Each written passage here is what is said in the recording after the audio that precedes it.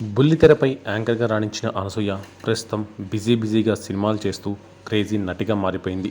అనసూయకి social మీడియాలో ఉండే following వేరు. ఈ అమ్మడు సోషల్ మీడియాలో ఎప్పుడూ సూపర్ యాక్టివ్గా ఉంటుంది. అందమైన చీరల్లో, ట్రెండీ అవుట్ఫిట్స్లో అనసూయ పోజులు ఇవ్వడం మనం చూస్తూనే ఉన్నాము. అయితే ప్రస్తుతం అనసూయ సమ్మర్ని ఫుల్గా ఎంజాయ్ చేస్తోంది. పొట్టి షార్ట్ ధరించిన అనసూయ తన భర్త, పిల్లలతో సమ్మర్ వెకేషన్ ఎంజాయ్ చేయడం ఇప్పుడు మనం చూడొచ్చు.